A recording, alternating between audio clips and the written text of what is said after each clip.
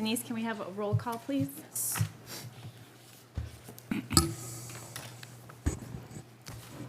Director Walper, Here.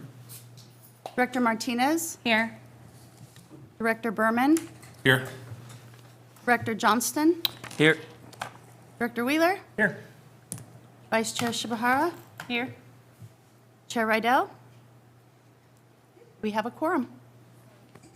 Please stand for the Pledge of Allegiance.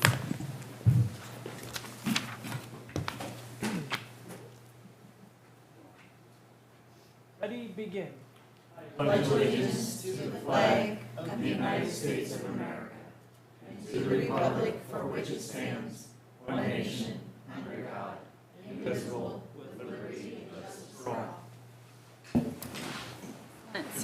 So Denise, was this meeting properly notified? Yes, it was. Thank you very much. All right, so item B, the adoption of the agenda. Vice Chair Shibahara, I move to approve the agenda as proposed. Second. Well, it's been approved, or moved and seconded. Any discussion? All right, all those in favor, raise your right hand. Motion carries. Perfect. All right, let's start with the Board of Directors reports, and I'm going to start from my left here. Director Martinez. No reports. Director Johnston. Let's keep the evening short. I'll move it on. Woo! Director Walper. Yeah, I've got something. I attended an open house on curriculum, and I want to congratulate Scott and his team. Yes. I was very impressed. I really was. And there were a lot of parents there. They were concerned. They went over the curriculums. I went over as much as I could in an hour and 15 minutes, but I was really impressed. I'd like to give accolades to you guys for that. Good job. Is that it? That's it. All right. I'm done. Fini. Kaput. Director Berman. I'd like to thank Director Wheeler for all his volunteer time. It's just starting. I think he's got hundreds and hundreds of hours left, helping lead the charge on the new stadium project. He's pulled together a lot of people, along with Mike. It's going to be a great project. Everyone's working hard to get it done on time, so thank you, Ben. Director Wheeler. I'm not going to take all the credit for it. Jeremiah Platt's helping, my brother's helping, there's a bunch of other people, local contractors that have already stepped up. It's hard to put a dollar number on it yet, but it's going to be pretty substantial. So we've officially broke ground on it, which is awesome. Got some utilities into the stadium, moved a water line, at least a portion of it, and waiting on good weather. The snow isn't very advantageous to moving 10,000 yards of dirt. So we're hoping that as the weather improves, we should keep moving forward and hit our schedule as proposed. So, Joe, you thanked me, but I'm going to thank you for stepping up on the electrical side. I think we all have a hand in this, so it's going to be awesome when it's done. The other thing is, Will skipped over youth baseball and softball. I think we talked about it last meeting, that there's, 7 new teams in the league? 7 new teams. Which is 400 kids plus. We added over 100 players from 275 to 390. It's crazy. Trying to practice baseball, 3 different teams on the same field. So appreciate the school district for everything you guys do with the fields, but the community is growing and we definitely need more fields. But it's good to see all the kids out there. They're having fun learning baseball and softball. And I think games will start soon. I know ours start in May, first part of May, so excited. Are we using any of the back area yet? Yeah? for There's practices? one field back there, baseball field, and it's used by 3 different teams. Gotcha. The Four. open area is kind of being 4 used different teams. by whoever Yeah, can. just general Yep. Yeah. practice. Excellent. Well, I'm going to channel my Chair Ken here, Chair Rydell, with all the, updates on music and theater. So there's the play this weekend that the high school theater program is putting on, Alice in Wonderland, Friday night at 7 p.m., a matinee at 2 p.m. on Saturday, and 7 p.m. that evening is their final show. So encourage everybody to come check it out. I know they work really hard and do a lot for those performances. And then also the choir and band is going to Disneyland, and I am chaperoning. I don't know. It's gonna be a wild 4 days, but it's gonna be pretty fun. So anyway, those are a couple updates. I know there's a lot of other things going on with our programs, but just quick updates there. All right, then let's go ahead and move on to district reports. And we'll start with Maggie Kelly with communications.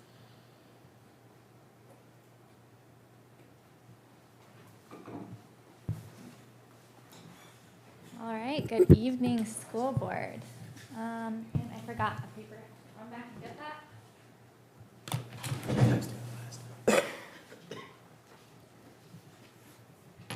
So a lot happening around the district right now, and communications is having fun keeping up with that. We've been taking photos of the play that was going on. We got to see a dress rehearsal and see some Clackamas River and Rivermill kids enjoying the show. Out taking some photos at the track meet and conferences, and it's a busy time around the district. One thing we're working on right now is continuing our website transition. We expect to transfer over to our new website over the summer, so hopefully a smooth transition before we get back into the swing of school. And we will have a back end of the website up within the next month or so.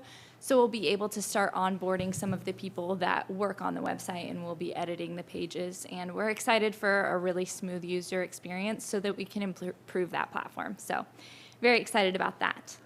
Our parent satisfaction survey ends tomorrow, so if anyone is watching this on YouTube that has not taken the parent satisfaction survey yet, we would love your feedback. We are at about 400 responses right now.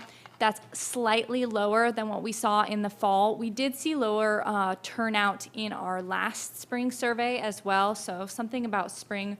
We just have a little bit of a quieter family consensus. We have sent out 3 text messages, and we've had it in our s'mores, updated on the website, and some of our social media channels. So hope to get some more families in that last push over the next few days.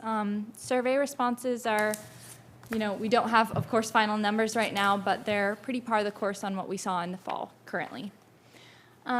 We also are continuing our facility communication. As some of the board members mentioned, it is a busy time breaking ground on the field. So we've been taking photos, videos, some drone shots. Would love to get some of our local partners that are working on the project on camera just to talk about why they believe in the project and have chosen to contribute to the project, just to tell a little bit of the community story as we move forward with this, because we do really want to keep continuing to communicate it well to the community. We're also working on some signage to get out in front of there, and then some permanent signage as well inside the stadium that will recognize the contributions of our local partners. So really want to honor and celebrate that contribution there. One thing that I don't have on the slides that's a more recent update, Christina Irish will announce this as well. We went to a Bonds and Ballots conference led by OSBA last Friday, I believe. We hadn't been in a couple years since before COVID, so it was good to attend. A couple of takeaways was that the districts that did pass their most recent bonds, they noticed that it was, of course, as we know, a more challenging environment to pass bonds in. Some things that they noted that were helpful to them was starting a long ways out, declaring your intent to go out for a bond, even if you're not on the ballot yet, you don't have a PAC yet, but declaring that you would like to work towards that and letting your community know that a year, sometimes 2 years out is what they did and what they recommended. So that was really notable. And then additionally, one thing that they also noticed was that when they were successful, it was when the community really had a passion and was advocating for that change, and the community was knocking on doors and getting their neighbors involved, and that's when they saw a lot of success occur. So it was good attending that, and I know Christina has a lot of additional updates on that presentation, but it was great to just stay updated on that. Some completed projects that we have going right now, Facebook Live events. We just had one yesterday or the day before, and we have one next Tuesday as well. So always nice to get the community involved in those. We continue to see really high turnout on those, so that's fantastic. We launched another standard space grading video. We had good participation on our last video with Scott Sullivan, And so we responded, and Scott Sullivan responded to some of the questions that we fielded from the last video. So it's nice to have a continued conversation around standards-based grading and academics in our schools. We launched our top workplaces survey as well, along with all of our other surveys right now. That is a key component of our ability to attract talented educators, is having that top workplaces award. We are going for year 3 in a row of having that top workplaces award. We are the current only district in Oregon to ever have received 2 in a row. So it would really be exciting to see a 3rd year. We will get results in June. It takes a while, so we'll be patiently waiting. We have about 80% of our staff responded to that survey at this time, so good turnout. And then lastly, we just recently, we're dabbling in this, we launched a cable TV programming. So we will have school board meetings and the first board workshop budget committee meeting on cable TV. The first air date is Saturday at 1 p.m. So I will be finding someone that has a cable TV to try that out. It is on Comcast Channel 23, Ziply 98, Frontier 24, and Reliance 98. I will, of course, communicate that to the community. And we're just excited to try a new platform with our community. What we've seen from polling results is that our older community members really still respond to cable TV and newspapers, so we're just trying to tune into those channels and increase our exposure out in the broader community. Any questions? What districts passed bonds and spoke at that board, or the bonds and ballots? Great question. The one that I really appreciated hearing from was Baker. They had not passed a bond in 74 years. They have a district that reminds me of ours, and they pared down their bond ask significantly. They ended up passing a $4 million bond with a $4 million supplement, which is similar to what we qualified for last time. So Baker was one of them. We heard from Corvallis School District, Lane Community College, and I believe one more. Christina Irish might know that one. Yeah. But it was well-rounded. We heard from some rural districts and some more urban districts. Thanks. Yeah. Okay, thanks. All right, next, building and facilities report with Mike Ware.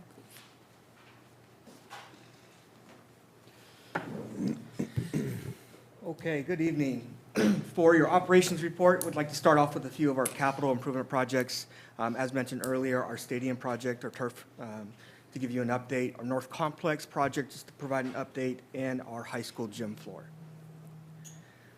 As mentioned earlier, we're starting to install utilities, and we're getting off the ground really well. Our scoreboard was removed successfully over spring break. New storm line has been connected in, and now we're working on that water line changing. Next is mass excavation. As I mentioned earlier from Director Wheeler, it's going to come down to better weather, but we are progressing really well. And so soon enough, you will start seeing a lot of activity going on around the stadium with dump trucks and excavators, which will be fun to see, and the ball will get rolling. So we're very excited about where we're at. I cannot be thankful to those who are helping the district in this process, and really wanted to highlight a number of different local supporters from Platt Electrical, and I'll go down the list here real quick. S&W Underground, Cascade Mechanical, M2 Integration, Wheeler Homes, Platt Excavation, Reliance Connects, City of Estacada, PGE, Cedar Ridge Homes, Estacada Community Foundation. In all, and we're gaining more local support, so this is just our first early list. Whether it's time, services, equipment, goods that these companies or individuals are able to provide the district, approximately about $210,000 in savings to the district, which allows us to explore other things while we're renovating this area. I wanted to also just thank those local supporters, thank Director Wheeler, Director Berman for supporting the district in an area that is very new for us. This is a unique project and very, very fortunate to be a part of.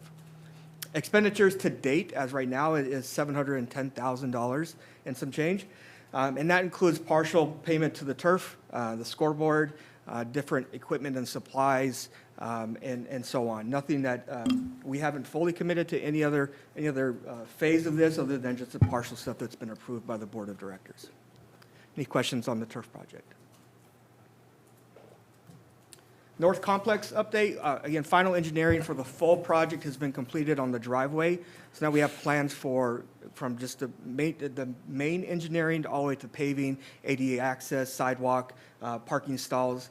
And we're hoping to be able to release an RFP later this month, early May, to start the ball rolling on this project. This will be a multi-phase project like most we've talked about before. But again, excited to get this moving so we have more accessibility back there, safe parking for individuals, for our youth programs, and for our community. Unfortunately, over spring break, our gym floor suffered a main water line break. Our district was, once we were notified, our facilities department responded within about 20 minutes and recovered about 200 gallons of water on that floor. It was a slow leak, so which tells us that it was leaking for a couple days, possibly over the weekend, until we found it. Significant damage occurred, as you have seen in these pictures and probably seen in person. And so we're going through the insurance claim process and determining the best course of action based on the condition of the floor. After our observations, as you can see here, and the damage, it's really not repairable. And our next steps will be to fully reinstall a new floor system at the high school gym. And we do need to start with the first phase of it, was just testing material in that gym floor, and then coordinating services. We are past the testing material phase, and we're coordinating certain services by the end of April. We anticipate the gym floor installation occurring over the summer break, but being ready by volleyball season as we get ready for fall sports. An unfortunate scenario or situation to a historical gym floor, but we have an opportunity now to improve. And again, just wanted to say thank you to our facilities department for responding on a Sunday night, recovering all that water to try to mitigate as quickly as they can. What's the fix for, is it a whole line replacement, or what do we have to do for the repair of the pipe? Yeah, it's that whole main line, so we're getting quotes right now on what needs to happen. From the main perspective, it's really, there's a line, but there's more to it, right? And so we do want to make sure that we can prevent something like this happening with a new gym floor, obviously. So we're going through that process of what it all entails, not just the water line, it may be deeper than that. And then finally, wanted to provide a little bit of update on our spring break projects. Over spring break, the district was awarded $25,000 through a TAP grant program. That's Technical Assistance Program through the state of Oregon to help with our asbestos management program in the district. What this offers is additional HERE management training. It also allows us to transition records to a cloud-based program, which is a industry best practice, excuse me. And then we can also include additional inspections over the course of the period of the grant. So a big win to celebrate. Our facilities coordinator applied for the grant, was successful. So we're very excited to start that process. We completed over 100 work orders through the course of spring break, from boiler repairs, light replacements, pressure washing, window cleaning, repairs, specialty cleaning, et cetera. So very busy week for our crew, but an important one. It allows our crew to get into the classrooms to do the repairs needed while our students and staff are outside, and to maintain a safe, warm, and dry facility. And then finally, at our technology department, in addition to completing the access control, which is now complete, and intrusion at all schools, they also completed additional Chromebook enrollment, safety and security inspections, and enhancement preparations, as well as improvements to the teaching and learning environment. So a very productive week out of those two departments, taking advantage of empty buildings to get things done that needed to get done. And that's your report for tonight. Any questions?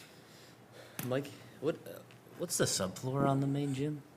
It's concrete, and then they have a tar. They put a tar, roofing tar in between for a vapor barrier, but it's a concrete floor. Thanks. I was just curious. Yep. Can you send us the entire plan set for the back north complex? Yep. Does it have the renderings of the ball field placement and all that stuff on there? We don't have that on that. The plans just represent the driveway parking area. All right, well, thanks, Mike. Next, the finance report, Christina Irish. Thank you. I'm going to be showing you our general fund report for March 31st of 2022. You'll see here that in March, we received 2.4 million in revenue, and our expenditures were 2.8 million. Our year-to-date revenue is 37 point, just almost 4 million, and our expenditures are 22.1. And as of March 31st, I projected our revenue of 41.6 million and our expenditures of 35.8 million. And that would have given us an ending fund balance of 5.85 million, which is about 17%. And I'm bringing that up because I want to have information that has come up since then. We have our May adjustment coming up, and we had our first look at our revenue. Our May adjustment looks at our 2020-21 state school fund, and it reconciles ADMW, our local property taxes, and other factors that determine what we were paid in our state school fund for last year. And our first look at it, it looks like our property taxes were higher than what we projected. And the second part of that is, as you're aware, we had our charter school had an immense amount of enrollment. And so we projected a higher enrollment than what we and we're paid for a higher enrollment than what is reconciled. So I'm projecting that we will have a negative reconciliation in May, and that will impact our in-fund balance. And at this time, it looks like it's going to take it down to about 14%, but I'll have more information hopefully at our next board meeting. Is that the 1.4 that you've got projected next to that? You do not see it on here. So right now you can see I'm projecting 25.4 million for state school fund, and that is as status quo, but we are going to have that is going to go down with the next forecast. The 1.4 represents the fact that we're spending more than the revenue that we're pulling in this year.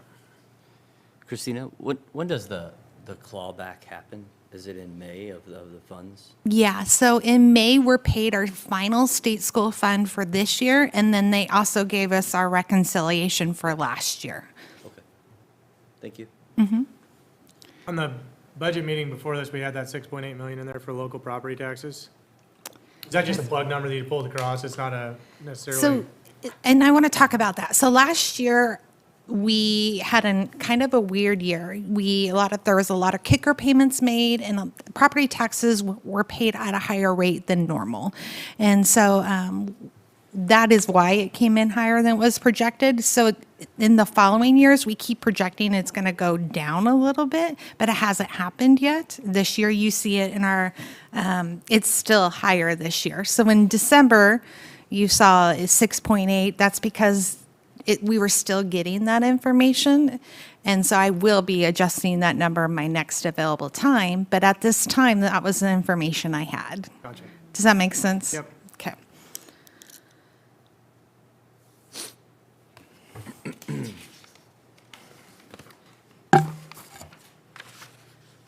The next one is our graph showing our projected general fund revenue by source. You can see here that our state school fund, our state sources, is about 62% of our revenue. Our beginning fund balance is 17%, and our local services, which is our property taxes, is about 19%. This is a look back to last year at the same time, the exact same as our first report. And the main things I want to point out here is last year at this time, we were projecting to add to the beginning fund balance of 460,000. And currently, as of March 31st, we're spending down about 1.4 million of our ending fund balance. This is our budget to actuals. You can see here our instructional services is budgeted at 23.3 million. Year to date, we've spent 60.4 million, or I'm sorry, 60.4%. And if you add our encumbrances to our year to date, we're about 90%. And this is as of March 31st. We are going to have a spending cutoff the beginning of May, so they have all of April to keep spending, and then we will have that shut down. So 90% is a good amount. I'll wait a second. 90% is what it's looking like at this point. Our support services, the budget is 12.2 million. Year to date, we spent 65.5% of that. And if you add our encumbrances, we're about 91.1%. And at this point, we have no expenditures or encumbrances in community services.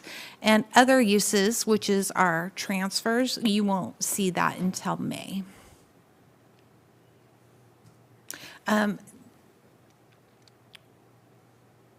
said that. So this is by major object, and it's looking at our year-to-date compared to last year's year-to-date. There's nothing really big jumping out there. You can see our federal sources. You don't have any. That last year was our ESSER 2 and our CARES money, our CARES and our comprehensive, our CDL grant that we got, that was both housed in the general fund, and we don't have any federal funds in the general fund this year. And then you could see our supplies is down a little bit, and our capital outlay is down a little bit. But besides that, there was nothing really big jumping out at that for me. Our year-to-date expenditures by major object, our salary is 36%. Our associated payroll cost is 19%, and our purchase services is 39%. And again, that's our contracted services to come in and do work. It's our utilities, and that is also our charter school pass-through payment. So those are all mandatory contracts that we're assigned to, and that together means that we're about 94% in fixed cost or contracted services. And our capital projects, this is starting to get some action here, as you heard from Director Ware. So our month-to-date revenue was $1,149. Our month-to-date expenditures was $401,372. And that gives us a year-to-date revenue of just over $2.7 million, and our year-to-date expenditures of $578,000. We're projecting revenue of almost $8 million, and our expenditures of $2.2 million, which will bring our projected ending fund balance of just over $500,000. And I think this is a good time for me to talk a little bit about what I found out about the bonds and ballots meeting. The things that I went to is the finance side of it, and what we need to receive the Awesome Grant, and what our timelines are, and the money that is available to get things enrolling. So for the Awesome Grant, that typically is about $4 million if we get put correctly in line, because there's lots of factors to determine that, but generally it's about $4 million. But to do that, we have to have a facilities assessment and a long-range planning. And there's 2 grants that cover that. They're, again, the TAP, the Technical Assistant Program grants, and we could apply for that in January. Most of the time it is given, but even if we apply for it in January, they'll look back to July 1st of this year. So we could start doing those plans by July 1st of this year, apply for the grant, they will reimburse us, and then the Awesome Grant, to go for that'll be next summer. So we'll have to have both of those plans in place in order to apply for the Awesome Grant. So that's just kind of a timeline, what we're looking at. So if we are interested, if the board decides they want us to move forward, that would give us a timeline of November of next year. Would be the soonest we could go out for a bond if we chose to do so. Get either one of those, or both of those grants. Yeah. Yeah. Weren't we on the list for that Awesome Grant before? Did we have a facilities assessment at that time? And there has to We be did, another one? they allow for it to be, I think, 4 4 years years. old, and so that will expire, so we'll need to renew our facilities assessment, which we need to just do anyways. Recommendation was it to go in November and not May? Correct. And the other part of that is just really, if you guys decide to move that, to get the team on board as soon as possible, such as, you know, the polling and the, they recommended a couple, like Jeremy Wright or other things to get us on board and help us get a plan of action going. So now I'm going to go into enrollment. So enrollment for March 31st, you can see here, CRE had 416 students, which was no change from the previous month, but it is still up 18 from last year at this time. Rivermill had 437 students, which is up 2 from last month, but still down from last year at this time at 22. The middle school had 403 students, which was no change, and they're down 7 from last year at this time. And the high school had 504, which is up 1, and up 22 last year at this time. So as a district, we have 1,760, which is 3 more than last month and 11 more than last year at this time. So we're still doing really good. I do put summit information there, but I did not get updated information, so that's still the same as last month at this time. So as a total, we're about 3,084 as a district. And comparing, you can see there, our red keeps climbing. You're getting a little more distance between past years at this time, which is really great. We're climbing and not declining like previous years. And then here's our fun budget calendar. We had our first official Budget 101 meeting right before the board meeting. I thought it went really well, and I'm excited for our next budget process. The board will be looking at later. Our applicants did apply for our vacant budget positions, and I'm very excited to say that we have applications to fill every position. And then our next meeting is May 12th.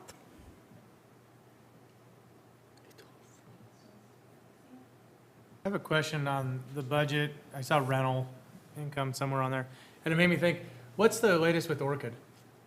'Cause wasn't there talks of them doing an expansion, possibly? Yeah, and they're still looking into that. I think they're still trying to determine if they want to expand on our district's property or find an alternative site inside the community. And so I think they're still kind of trying to figure out what's best for their model. So it's been on hold for a little bit. However, the deadline for that temporary office facility still remains. Which is? I can't remember. It was a year ago? Yeah. Yeah. Soon. Thank you. Thanks, Christina. Thank you. All right, superintendent's report. Good. Thank you, Board of Directors, and appreciate your commitment. Obviously, your volunteerism is noted, but I think people don't quite understand the depth and brevity of that, and so I appreciate your time and commitment, which started at 5:30 this evening at the Budget Committee, and will span probably to about 10:15 to 10:30 this evening. And so I just greatly appreciate your commitment and investment in our school districts. I also want to say thank you to our parents, our staff, and our students who participated in some alternative weather events this last week. And I just really appreciate the teamwork and patience as our school district had to make unexpected and difficult decisions based on the weather. We all know how difficult it is to make that call every single morning, and Estacada always has unique weather patterns. This one was specifically difficult because there were elevation changes with that weather decision. So some of our family members and community up in George, up the river a little bit, Kinsey, Wildcat Mountain, Upper Eagle Creek areas are still buried in snow, while it was beautiful down here in the Estacada city limits without anything other than just wet pavement. And we understand the inconvenience that making such a call has in terms of impact on our families. Our families were extremely supportive of our decision, and I'm very appreciative that we have virtual school options in place where we can continue to provide our services to our community even during inclement weather, and we continue to lead our state in that innovative opportunity. As 3 kids of my own, I got to see firsthand what that experience looked like, and I was very pleased that it was a wonderful balance of good opportunities, yet still time to play. And I think that's very important. And each of my kids averaged between 60 and 120 minutes of good school work, but still had an opportunity to engage in the snow and other things that I know are also important for our families. And so I do appreciate our parents, our community, and our employees' flexibility as we had to do that through this last week of April. I'm also very pleased and just want to echo in the thankfulness of our great community who has stepped up to help us in that artificial turf facility. This is something that in the long run is going to be a great prize for our community once completed. And I just know that once completed, this is something that our community is going to be extremely proud of and will be able to utilize as an asset for many decades beyond. And so many people have stepped up to not only help with their expertise, but also offset the cost. As you remember, the school board set a not to exceed $2 million mark. At this point, I am extremely confident that we're going to fall in under that projected budget, and that's due to the thanks of what I believe is ultimately going to be a $500,000 in just donated goods and services from various stakeholders inside of that. And so this is a great example of the school district needing to do something that is innovative, controversial, yet visionary, and at the same time, so many members of our community stepping up to help support that. Not necessarily with money, but with the goods and services that they have available to them to help us. And on behalf of the Estacada School District, we're extremely thankful for that partnership. We've also begun our collective bargaining process with labor organizations. In each of our opening meetings with both the teachers union and our OSEA classified unions, they've been productive, professional, and cordial conversations. There's a lot of unknowns when it comes to inflation rates, cost of living, and just what it takes to be competitive amongst other school districts and like-minded professions, both from a professional driver perspective, the food industry, and other various people who we employ through different sectors. And I've been appreciative of the open-mindedness and conversations that we're having with our employees, but also being conscientious of taxpayer dollars. We are pleased, as you can see in our budget, that things are going well currently for the Estacada School District financially. But the reason why they're going well is because we've had great collaboration throughout the last 5 to 10 years to be responsible of taxpayer monies while still offering a competitive wage to our employees. I greatly look forward to more conversations over the next couple of months. We have a long ways to go in terms of the financial compensation package. But at this point, I am optimistic that we'll be able to work together to find that balance and keep our operations and competitiveness going. As Maggie also alluded, we have completed our Studer surveys. As we know, this is how we measure the impact and effectiveness of our strategic plan. This is going to be our opportunity to hold ourselves accountable to the community through the strategic plan that they designed for us. It takes about 3 weeks to break down the data, and then ultimately we will share those results with the school board of directors and our community as we make adjustments to meet the needs and provide quality service to our community through that process. And lastly, I just want to thank Christina Irish, who sits to my right. I really appreciated her explanation in the Budget Committee meeting before this one. Very educational and very clear in terms of being transparent and open about how the school district determines its budget for the next year. More communication will come about the May adjustment. We do think there's going to be some adjustments that will affect our end fund balance as discussed from probably 17% to 14%. Again, some of that is property tax driven, and another part of that is through our charter school, where we projected to have more students stay in the charter school than ended up staying. A lot of people left and went back home to their home school once those schools opened again. We do intend to ask for the charter school to offset some of that cost, as obviously they billed us for kids that didn't come. And so we'll ask them to help us rectify that process, and I look forward to that. And lastly, Facebook Live is always a great way for us to engage our community. Last Tuesday, we had the opportunity to talk about the ESSER funds, federal dollars. A lot of people have watched on Fox News and CNN and other national news media coverage about school districts who are not utilizing the federal money and or spending it wisely in accordance with whichever political view and national news station that people watch. I wanted to make sure that our community knew exactly to the dollar how the Estacada School District was utilizing those dollars, and I'm very pleased with the feedback that we received from our community as we make an effort to be as transparent as we can. And I'll take your questions. That's your superintendent's report.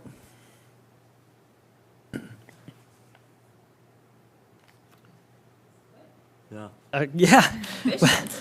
We're going to be here till 10 tonight, so I I figured. heard that now. Thanks for telling us now. Yeah, yeah, we have to see now. Perfect. Well, thanks, Superintendent Carpenter. We're going to move on to reports and presentations. And so now, Lisa Alves Foundation Scholarship. Hi, everybody. Hi. Nice to see you again. For those of you that don't know me, my name's Lisa Alves, and I have been a mom in the Estacada community for about 15 years. My oldest daughter, Delaney, graduated 2016, I think. Yeah. I have another daughter named Reagan, who unfortunately passed away in a car accident last Memorial Day on Springwater Road. She was just completing 8th grade at the junior high school. So for those of the people that know me, my family and I have been extremely involved in the community, from sports to volunteering to school board to all of those kind of things. And so I just asked for a few minutes tonight to share with you some of the things that have been going on as we come upon the 1-year anniversary of our sweet little girl going to heaven. So I did bring a friend with me tonight. She doesn't want us to talk, but her name is Jess Richardson. Her daughter Peyton Wood is a freshman at the high school, and Reagan and Peyton met each other in 1st grade, and they have just been part of our family for a very long time. So as I kind of share with you some of the things that we're going to do, Jess, I hope, is going to be pressed to help me a lot. So getting on with it, now that we have a little time on our hands, Greg and I decided that we wanted to set up a nonprofit organization in Reagan's name. So it's called the Reagan Christine Memorial Fund. We are official. We got our IRS determination letter, so we are a full 501(c)(3), C3, whichever way it goes. But this is good, I'm told. Our goal, or our mission, if you will, is we want to raise money to help students, Estacada students, get a leg up when they graduate. And so, that was always something that was very important to us, was to build, strong young people and set them off on the right foot. And that's what we were going to do. That's what we did with our older daughter and what we had planned on doing with Reagan. So in that same spirit, we want to be able to do that for other deserving students in our community. So we've come up with some ideas on how we're going to raise the money. I'll share with you what those things are. Right now, we haven't set the criteria for that. I have met with the principals. We had a really nice, engaging conversation about, just where we're at, because it's really important to me that as the school board and the people involved in the school and the people involved in this community understand that we still want to give back, and we want to be embraced for that. And so, I'm going to ask all of you, over these next several years as I move forward on this, that I'm asking for your support, because I want it to affect the kids that are in our community. That's really important to Greg and I. So I will be working with Alice Ann. I haven't met her yet. Awesome. But I do plan on getting with her so that maybe we can, come up with a way to get the students involved and get them excited about maybe winning this scholarship. From a selection criteria, I don't really know exactly what that looks like, but I know in my heart that I want it to be, it doesn't have to be the student that's getting a 4.0 that has means and 14 other scholarships. Greg and I really want to see a child that has made a difference in our community. Maybe that's helping another student. Maybe that's improving significantly in certain aspects of their own life. Reagan was a very spirited child. She wasn't the perfect student. You know what? But she loved everybody. And we want to kind of harness that spirit and kind of go, I think that's where she would want us to go with this. So this year, I feel like we've done a really good job raising money, but some of the things that we're gonna do, there's 3 things right now that are kind of concrete. The first one is a fundraiser. It's gonna be held at our home. I've presented all of you with an invitation. So please bring your families. It's family friendly. The fundraiser is going to include a silent auction. We will be doing a cornhole competition, so I understand this is going to be really fun. We're going to have frisbee golf, live music. We've got 4 bands, including the Rydell family. We are going to have a catered meal. We're going to do face painting, Love Rocks. If you don't know what that is, I'll let you Google it. But we just kind of like a little fair at the park. We want everybody to come and celebrate Reagan and celebrate what we're trying to do with the community. The second thing that we're going to do at the auction is sell tickets to a pig roast. This is going to be more of an adult affair, but keep it a little bit more low-key. So we're thinking that that'll be a very fun thing for some parents to look forward to in the fall. And then lastly, some of you know that we have a wedding venue, so we do a lot of weddings in the summer. And last year, we got a lot of cans and bottles. So for any of you that are familiar with the green bottle or the green bag bottle program, they also have a blue bag bottle program. You've probably seen it with the youth sports and things like that. Well, we set that up for the Reagan Christine Memorial Fund. And so that's something that I thought even students who needed community service or anything like that could come get blue bags from us, and all of that money will go in directly into the fund. So that's going to be so those are really the 3 things at this point that we've figured out what we're going to do. One of the things I talked to Amy about, or Mrs. Hudson, was since we're not really prepared to select any students this year, if there was a standout child, somebody that she thought had really made a difference in the school year or to the student body or whatever it is, that she could nominate that person, and that our board could, look at giving some type of award this year. The other thing that's really important to me as it relates to the car accident is that we donate to the SAFE Act every year, which is the Safe and Sober Party. I will be donating to that this year as well.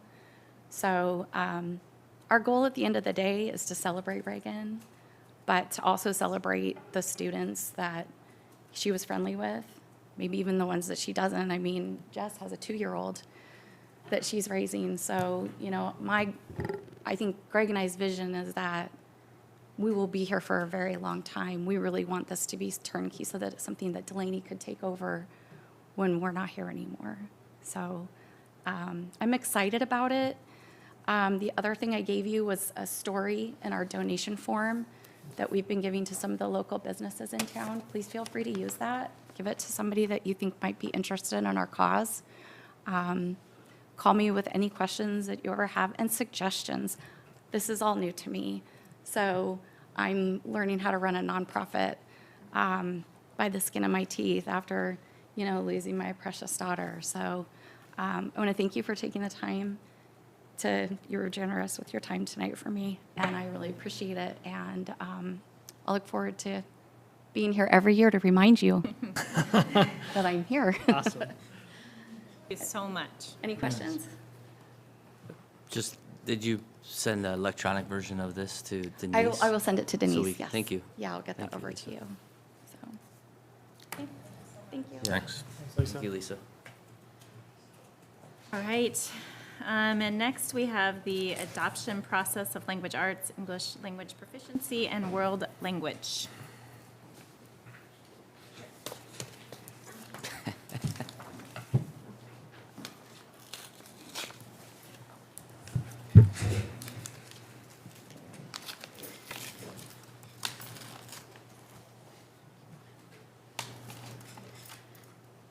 Good evening.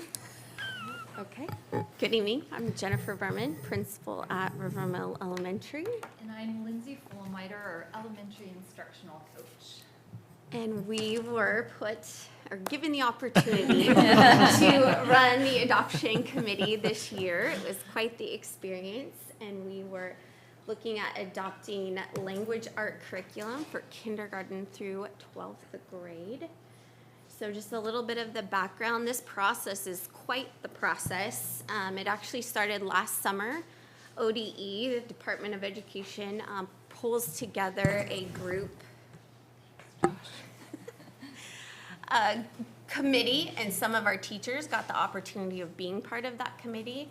And they look at curriculum, and they go through all of the criteria that the committee has created, and they come up with a list of curriculum that is then shared with districts that we can pick from and follow this process. If we want to look outside of that list, it's a different process. So kind of started in the summer. Some of our teachers got to be a part of that. And then in October, we created our own committee of teachers, and it was with Scott Sullivan, myself, Leah Rydell, and Lindsay Fullenweider were part of leading this committee in the beginning. And we really wanted to look at all aspects of it, so it did become a full year project so that we could be very thorough, because this is a very big purchase for our district that lasts 6 years, so it's quite the commitment. And our adoption team included admin, teachers, specialists, paras. I mean, we had everybody with, on all levels with voice and input on our adoption team. So part of our process, we started in October. Obviously, we had to establish norms because we had a big group of people that had strong opinions on what we wanted to be looking at and teaching. A big piece that we wanted to do with the work is that not only are we looking at a rigorous curriculum, but we also wanted it to really align to our district mission, vision, and goals. And that was a big piece to it, our values. We had to look through that equity lens, and then also looking at the rigor and engagement piece. We did a exercise that we tend to do in our elementary schools called Sharing Your Hopes and Dreams, and it really was to look at this as an opportunity, like, let's think out of the side of the box. This is a 6-year commitment where you're spending a lot of money on it. Like, what do you really want out of this new curriculum?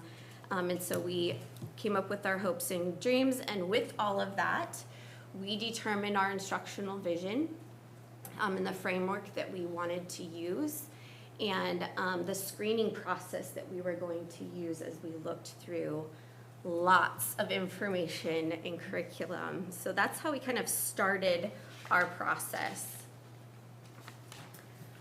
And then we went on where we had to review ODE's framework and how they looked at all of the curriculum and their scorecards. A lot of other districts did some of that work that we were able to look at too, so it was a lot of information. We gave all of our committee a lot of work, so a huge thanks to that team, because they spent a lot of time outside of committee meetings reading through materials, watching videos, looking at different scorecards for all the curriculum that we were presented. And then we began to just look at, we got all the samples of the curriculum. We started to allow other staff members to come through and look at it and score the curriculum. So we started to kind of whittle it down to a top 2. And through that process, a lot of feedback, comments, whatever our guidelines were, our vision for what we want it to be. It was a pretty rigorous thing that we went through and put each one of the curriculums through. And then we opened up our doors to our community for 2 evenings to allow our families to come through and look at the curriculum. And then we took it to the next step where we actually dispersed it into classrooms and allowed our teachers to pilot both our top 2 curriculums. And from that, we were able to even get some student feedback, which was a little all over the place in their opinion of curriculum, but still it was valuable information and good feedback for us. And then we got to a place where we had to take all of that information and kind of create the final committee's discussion round where we had to kind of advocate for which top choices the committee had, which ended up being a very successful process. There was definitely strong views for our top 2 and their whys behind it, and a lot of them had taught both curriculum. But in the end, we did come to a top conclusion, and our teachers did a really good job of talking about their why, what they loved about the curriculum, and their students loved about it, what they didn't like. And our big push was that there is no perfect curriculum. So no matter which one that was picked, it's not going to be perfect. But we're going to do our best to look at the needs of our schools as a whole, K-5, 6-8, and then our 6-12 curriculum. And with that, we were able to have a vote, and we came to a 100% unanimous vote for our top curriculum. And we did not start out that way, so it was a lot of work, and a lot of people were willing to be flexible and look at the big picture and see the pros and cons and listen to their peers and their whys, and we were really happy with the conclusion of that. So our top choices are now what we are recommending to the board, and on this slide you will see just some of the things that we pulled out of that top curriculum. Like, we're really happy with the text quality, the rigorousness of the curriculum that we picked, and all that it offers our teachers. And I'd just like to add, we looked at Oregon's Department of Ed scoring guide and all their slew of rubrics of what they require in a good curriculum. But as a team, as a district, we created our own scoring guide for what our curriculum needs to have for Estacada. And so all those scores, comments, and feedbacks from our team, from student, staff, community, they were all taken, read, and heard before making that decision. So it was definitely a rigorous process that we looked for our district. Mm-hmm. We do feel like we were very thorough in getting as many voices as possible, listening to all the feedback that we were given to come to the final decision. So right now, what we are recommending and the decision that we're at is K-5 is looking at Benchmark Advance. Our 6-8 is Amplify for ELA, and then our K-12 is still working on their final choice, so we will get there soon. Our 9-12 wanted to take some more time and do some more due diligence about which selection they would make, but it's coming.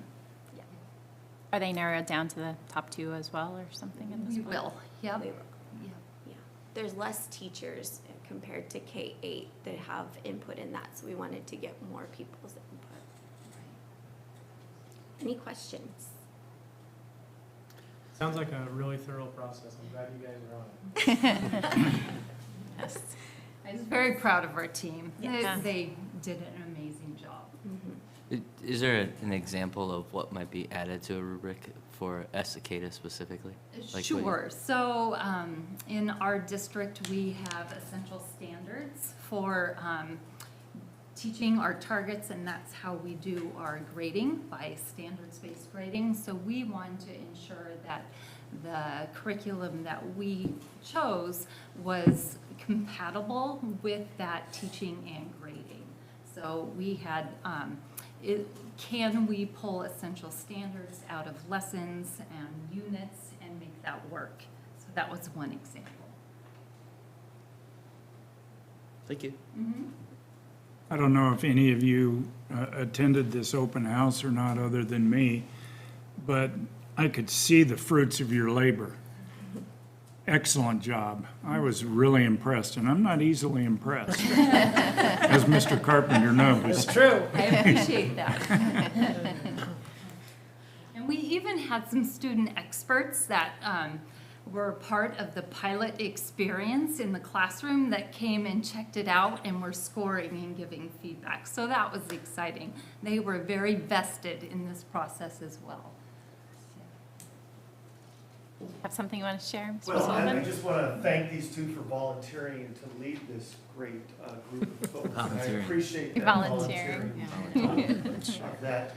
And along with the recommendation for English language arts, we also went through a very similar process, except for smaller scale, for world languages and for our English language proficiency instruction materials. Director Martinez participated in some of that. And those are before you guys as well. We didn't make another presentation because it would mirror it, just reduced in scope and size because of the size of the group. So we're asking you to look at those things tonight and hopefully approve those recommendations by our English language arts team, our world language team, and our English language proficiency team. Thank you. Thanks, Scott. All right, 2 discussions, and we have none. All right. Now, this is my first meeting leading all of this, so this will be my first time doing this action item section here. Do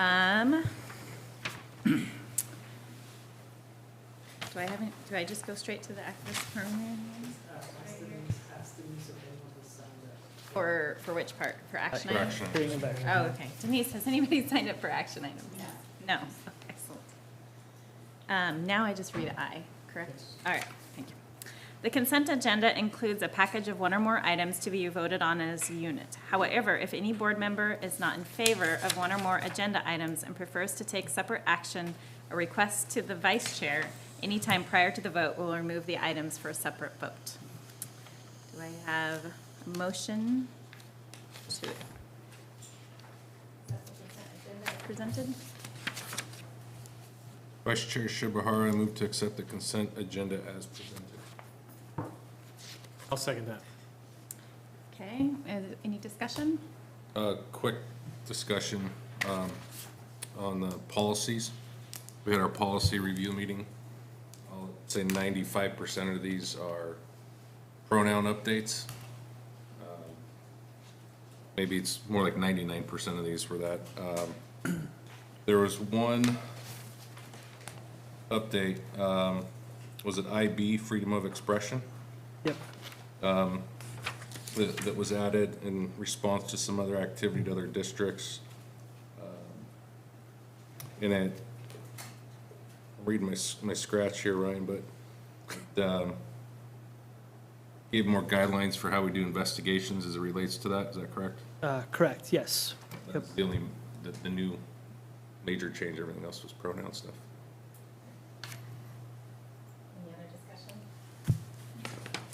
All right. It's been moved and seconded. All those in favor, please raise your right hand. Motion carries.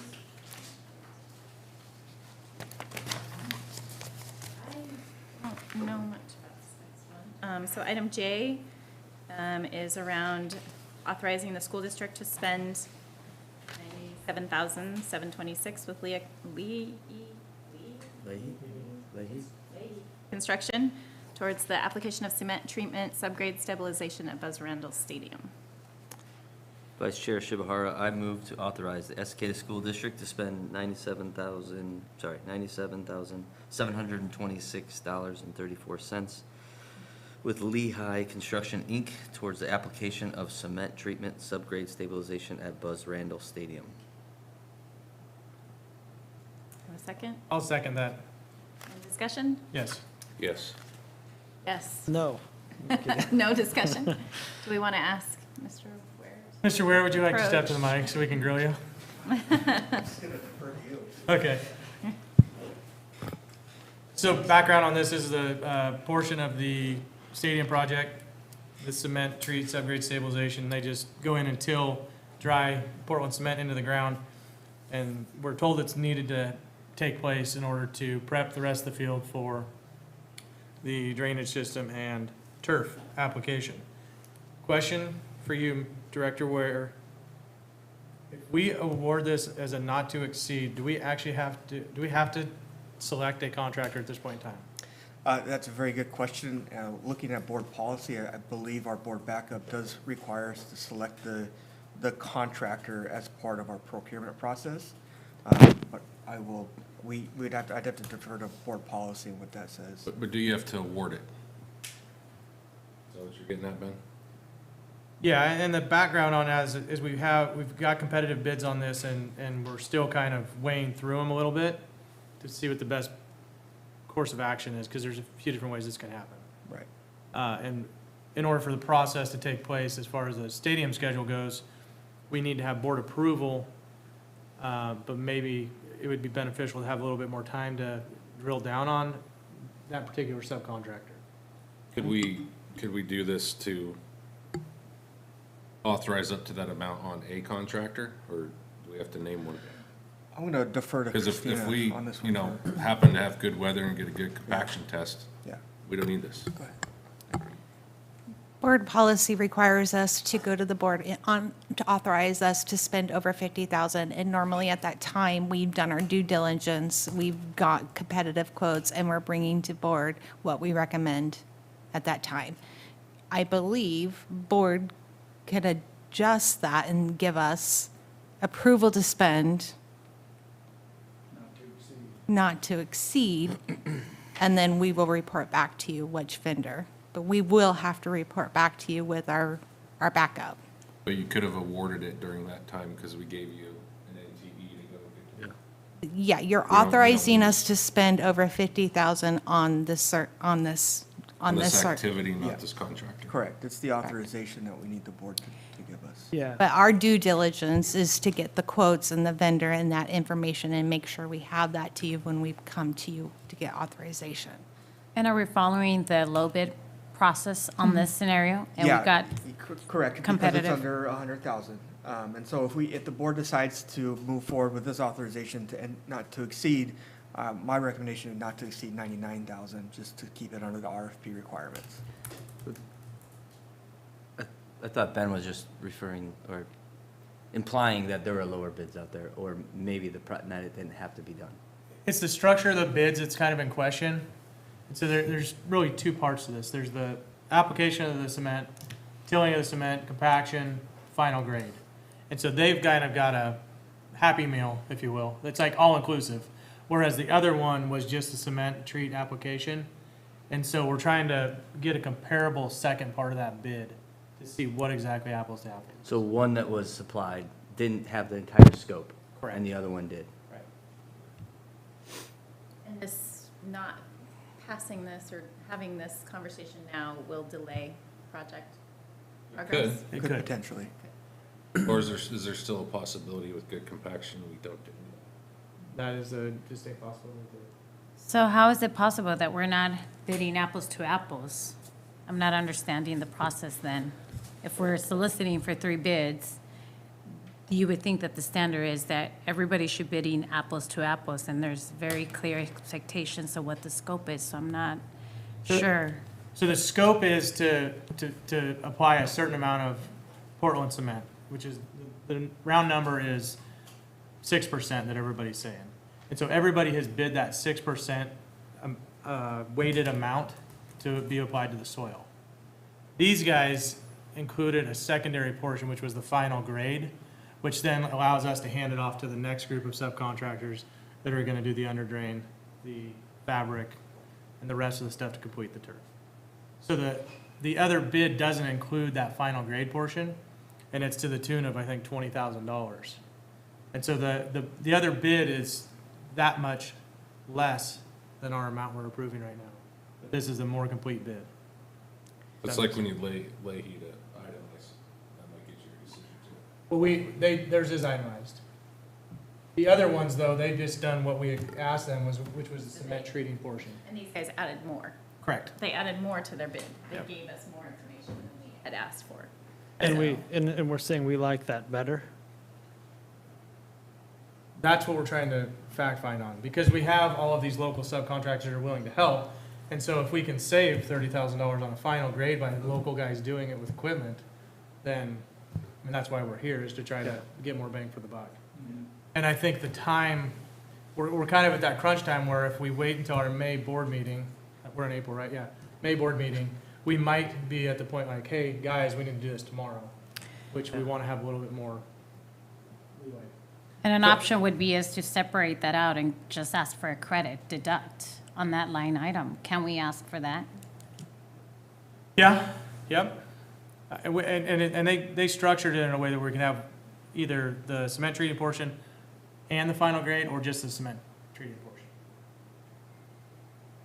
I do believe, correct me if I'm wrong, that the board can authorize the expenditure not to exceed without the naming of a company, which then would direct your district, your employees, to then make that selection on our own. And as Christina said, then in the May board meeting, we would report back to you the decision that was made, because at the end of the day, it's the authorization of the expenditure that's the legal portion of that. That wouldn't be any different than we initially authorized an overall budget of 2 million. That's right. But we didn't have all the parts and pieces put Correct. into the puzzle yet. Yep, but we still are required to come to you because each of those pieces are greater than 50 or greater than 100. And so we have to keep coming to authorize those direct expenditures. But a not to exceed here, I believe, is applicable. And the only other alternative I can think of is that if we just said, let's table this, give us a week, we would have to call a special board meeting, which That's is a correct. certain group of hurdles that we have to public notice and everything, right? That's right. So if we were to not approve this particular item, but make an amendment, Correct. and basically remove the name of the company, but we want to leave in what we're applying this money towards, right? The cement treatment, the subgrade stabilization, right? Yes. We're going to draft new motion whenever we get done with this discussion. So we'd have to vote it down. So this motion is on the table, so the Right. board would need to vote this down, and then a new motion would need to come in its place. Any other discussion needed? Sorry, I'm taking a go. Give that gavel back. Any more discussion? There's been a motion and a second. All those in favor, raise your right hand. So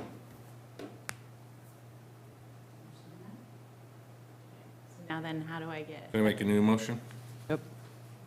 Okay, Vice Chair Shibahara, I move to authorize the Estacada School District to spend not to exceed $99,000 for the application of cement treatment subgrade stabilization at Buzz Randall Stadium.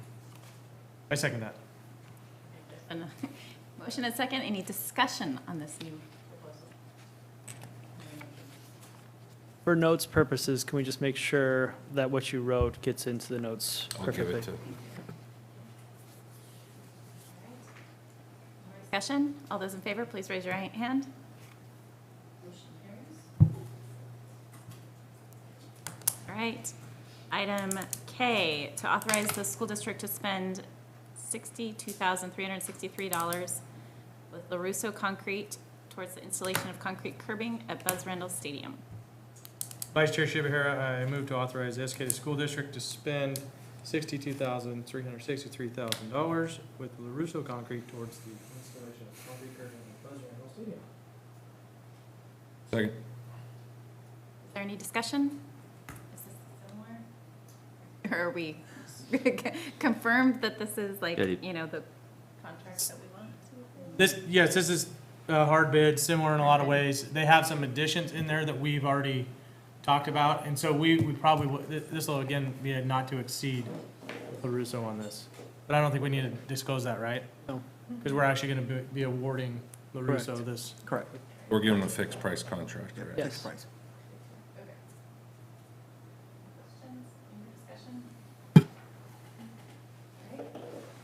All those in favor, please raise your right hand. Motion carries. Item L, to authorize the Estacada School District to spend $317,000 with Musco Lighting towards the purchase and install of an LED lighting system at Buzz Randall Stadium.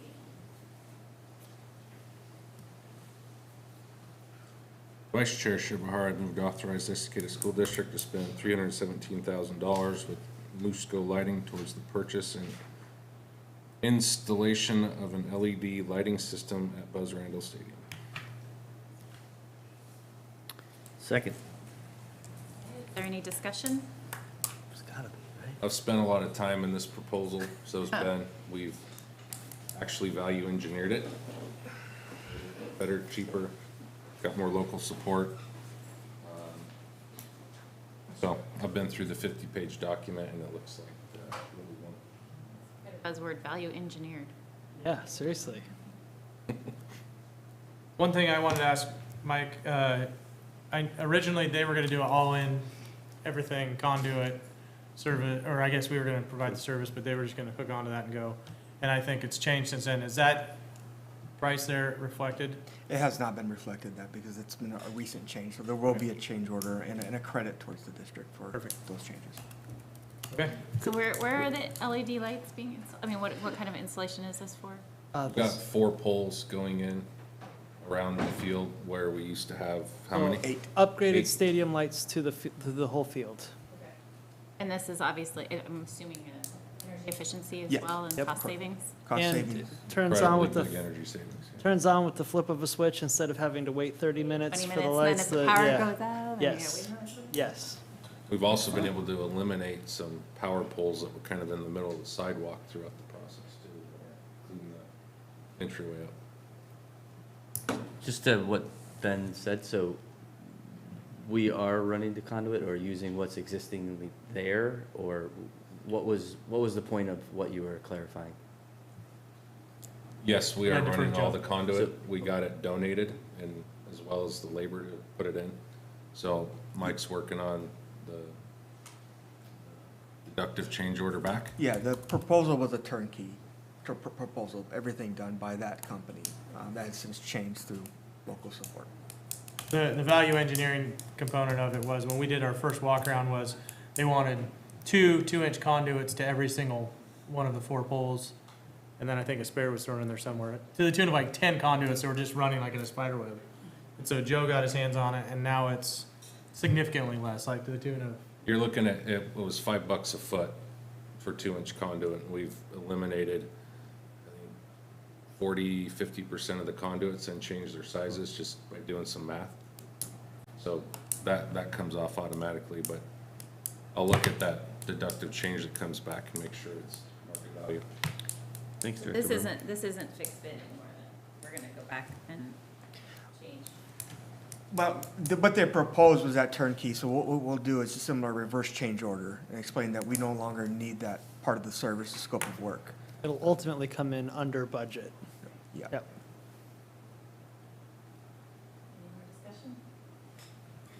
Good. All those in favor, please raise your right hand. Motion carries. All right. Item M, to approve the committee's recommendation to purchase language arts instructional materials. Vice Chair Shibahara, I move to approve the committee's recommendation to purchase language arts instructional materials. Second. All right, it's been moved and seconded. Any discussion? just want to say great job to the whole team that put all their heart and soul into it.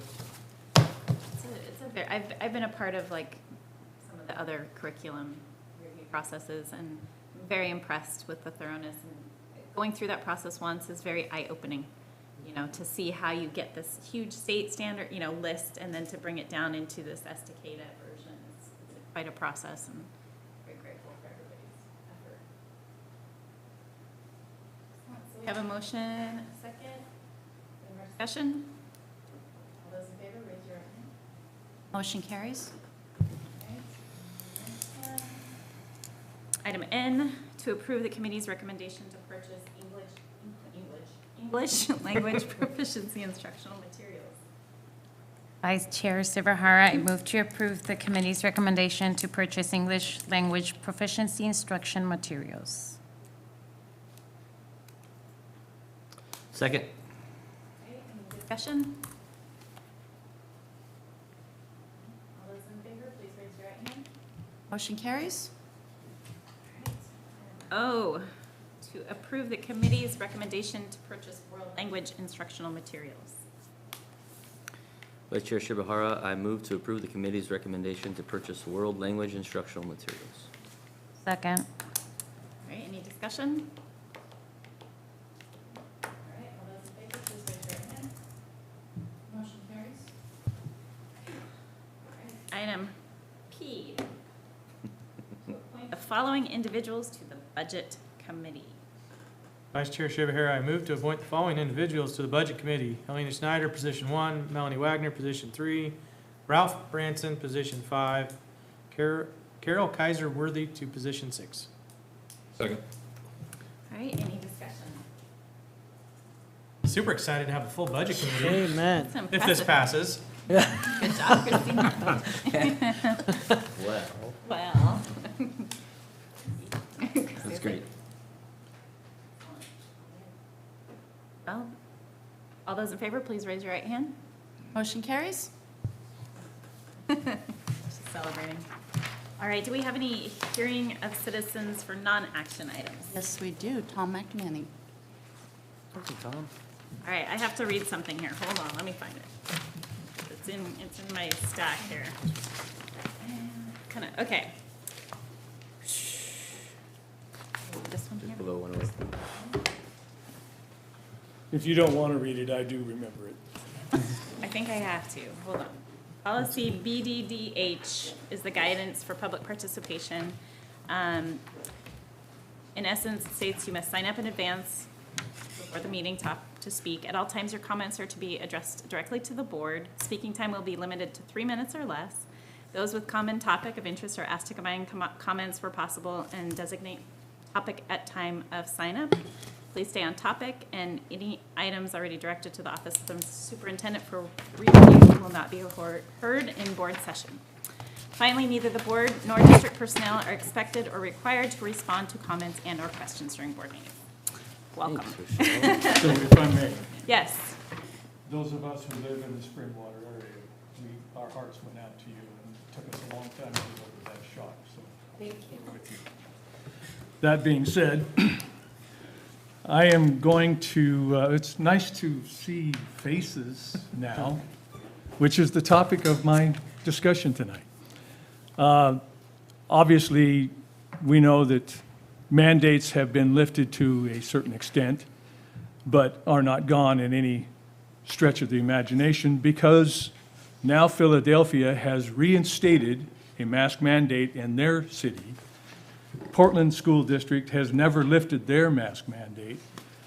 So I'm here to discuss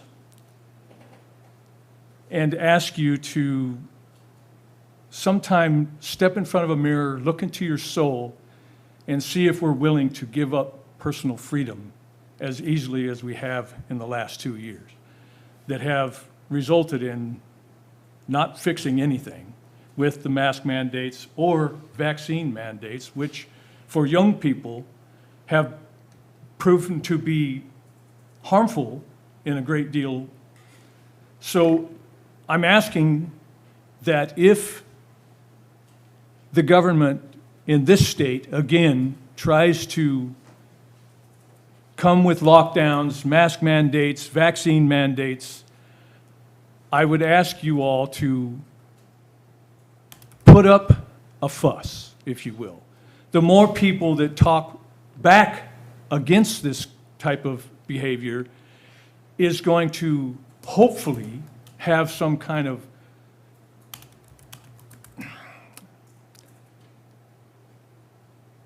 give them some objective to listen to people who don't want to go through this anymore.